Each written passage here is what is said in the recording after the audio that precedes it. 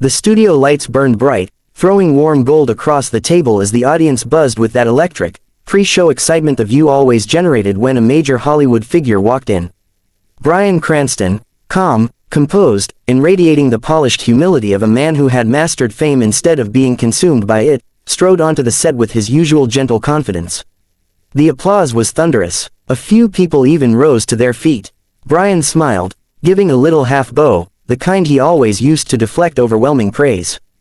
Joy Behar clapped with the rest of the panel, but there was a flicker in her eyes, something sharp and observant.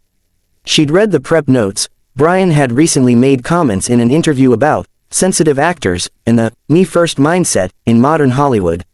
The producers loved it. They said it would spark conversation. Joy knew what that really meant. They wanted friction.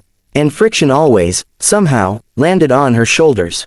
As Bryan settled into his seat, he exchanged warm greetings with Whoopi, a friendly nod to Sunny, and a polite smile toward Joy. She returned it, but her posture was different from the others, less relaxed, slightly leaned forward, like she was already bracing for something. After a few introductory jokes, Whoopi kicked things off with a light question about Bryan's career longevity. He responded with his typical blend of sincerity and wit, making the audience laugh without ever seeming to try. Joy waited patiently, too patiently. Producers behind the glass exchanged knowing looks. Joy's patience was never gentle, it was always the kind that brewed something. Finally, the cue card in front of her matched the topic she'd been waiting for. She slid her glasses down her nose, lifted the card, and asked, "Bryan, you recently said that a lot of actors today are, let me read this exactly, too entitled and overly sensitive. Is that really how you see the younger generation of performers?" Bryan smiled, not defensive but careful. "I said some actors fall into that pattern," he corrected, sounding almost teacher-like. "Not all. I think the industry encourages a bit too much self-importance. When you're constantly told you're brilliant, you can forget how to listen." Joy tilted her head, amusement curling at the corner of her lips. "So you're saying actors today have fragile egos?" "That's not what I said," Bryan responded calmly. "But it's what you implied," she countered, tapping her card. "Overly sensitive, too entitled. Sounds like you're describing a bunch of brats." The audience laughed nervously. It wasn't quite humor. It was the kind of laughter people make when they sense a blow-up brewing. Bryan shifted slightly in his chair. "Joy, I'm speaking from experience. I've been in the industry almost 50 years. I've seen cycles. It used to be about craft. Now it's more about personality." "Craft, personality, sounds like gatekeeping to me," Joy fired back. She wasn't yelling, but her tone sharpened, slicing into the conversation with surgical precision. Sunny blinked, stealing a glance at Whoopi. Bryan inhaled through his nose, steady, measured. "I'm not gatekeeping anything. I believe in resilience, in pushing through difficulty, in not taking everything personally." Joy scoffed lightly. "Well, that's easy to say when you're a big, established star. Young actors are dealing with a different world. Social media mobs, constant criticism, a changing industry. And here you are calling them sensitive." Bryan nodded slowly, like he expected this. "I understand the pressures. I've lived through multiple versions of them. But resilience is part of the job. If you crumble under criticism, you won't make it long-term." Joy leaned in, elbows on the table. "Crumble, Bryan, come on, that's a little elitist, don't you think?" "I don't," he returned simply. Something in his tone, calm, unwavering, fact-like, made Joy bristle. She pushed her chair an inch forward. "Well, I think you're judging actors unfairly. You're painting them with a broad, outdated brush. Maybe what you call entitlement is actually people setting boundaries." Bryan's eyebrow raised in that subtle, Cranston way, signaling both patience and warning. "Boundaries are healthy, but so is humility." Joy gave a short, humorless laugh. "Humility? Bryan, you've played some of the biggest ego-driven characters on television. Walter White wasn't exactly humble." "That was a role," Bryan replied, unamused. "I'm talking about real-life behavior." Joy waved her hand dismissively. Yeah, roles, life, art, fine. But you can't expect actors today to toughen up just because your generation did things differently." Bryan's jaw tightened just a fraction. "I'm not asking anyone to toughen up. I'm asking them to be professionals. And who gets to decide what counts as professional?" "You," Joy challenged. A ripple moved through the audience. Whoopi gently tried to interject. "Joy," but she was already mid-stride into the confrontation. I'm serious, Joy continued, finger raised slightly. You sit here, a respected actor, sure, but you also sound like someone lecturing from a pedestal. Bryan leaned forward now, mirroring her posture, but with controlled precision. Joy, you're twisting my point. I didn't come here to criticize an entire generation. I came here to talk about the value of presence, listening, and humility in the craft. Well, it sounds like you're scolding people, Joy said bluntly. And it sounds, Bryan replied calmly, like you're determined to be offended. The studio went silent. Sunny froze mid-breath. Sara's eyes widened. Whoopi stared at Bryan like she wanted to telepathically tell him to stop talking. Joy blinked once, slowly. The kind of blink that means oh, really? Excuse me, she asked, voice low and dangerously steady. I'm saying, Bryan clarified, that you're reacting to what you think I'm saying, not what I'm actually saying. Joy pushed her chair back an inch. Well, maybe if you didn't talk in riddles like some Hollywood monk, people could understand you. Bryan sat back in his chair, shoulders loosening just slightly as Joy's seat remained empty beside the moderator.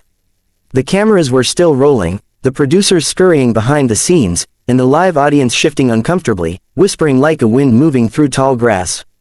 Whoopi leaned forward, attempting to hold the show together with the familiar calm that had gotten them through 1,000 awkward broadcasts. But even she kept glancing at the wings, waiting, hoping, that Joy would return. She didn't. All right, Whoopi finally said, placing her hand over her cards before sliding them aside entirely. We're gonna take a moment and talk this through. Her tone was gentle but edged with the weight of responsibility. She turned to Bryan. I think we all just need a breath. Bryan nodded politely. The intensity from a moment earlier had faded into something quieter, more reflective. Still, the tension remained between the set lights, thick enough to taste. He took a sip of his water, then looked up at the audience and offered a small, apologetic smile, though he wasn't entirely sure what he was apologizing for, raising his voice, standing his ground, or simply being the spark that ignited Joy's exit. Sunny crossed her legs and exhaled loudly, brushing her hair off her shoulder. I mean, live TV, right? She tried to joke, but the laugh didn't quite land. The audience responded with a few scattered chuckles, but most people seemed too stunned to shift back into casual talk. Bryan tapped the armrest lightly, thinking. Look, he said at last, his voice far calmer than it had been during the clash. I respect Joy. I always have. I think she's sharp, and funny, and fearlessly outspoken. That's why she's lasted on this show for so long. But we just disagreed. And it got hotter than it should have. Whoopi nodded slowly. That's fair, she said. And disagreements happen. But what happened there? She gestured toward the backstage area where Joy had disappeared. That felt like years of things boiling at once. Bryan considered that, rubbing his thumb across the ring on his finger. Maybe, but I didn't want it to go that far. A producer signaled from behind the camera, letting Whoopi know they still had a solid 10 minutes to fill before the next break. She inhaled deeply, a host carrying the weight of millions of viewers and a team scrambling in her earpiece. So, she said, Bryan, if you're comfortable, I'd like to rewind things. You came here to talk about your new project. And despite everything, I'd like to hear about it. Bryan scratched the back of his neck but nodded.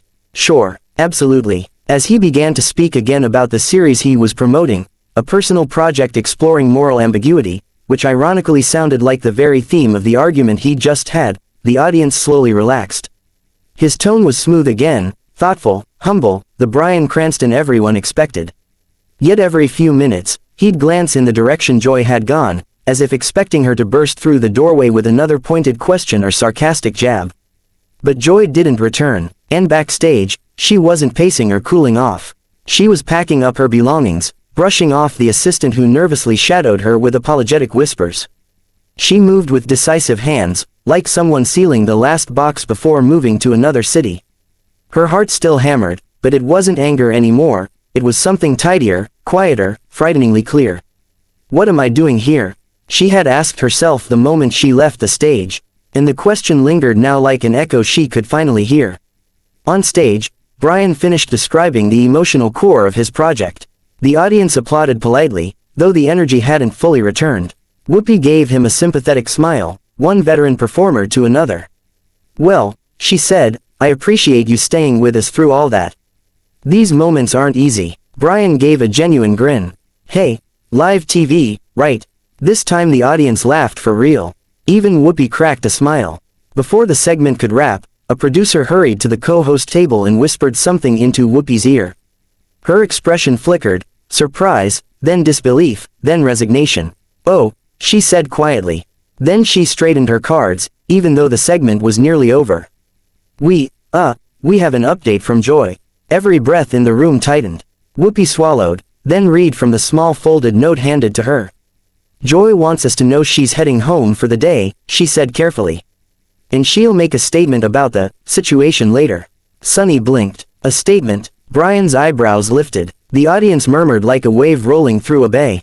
Sara pressed her lips together, choosing professionalism over panic but failing to hide the tension in her jaw. "Is she okay?" she whispered to Whoopi, but the host didn't have an answer. Bryan leaned toward his microphone again. "If I caused her to feel..."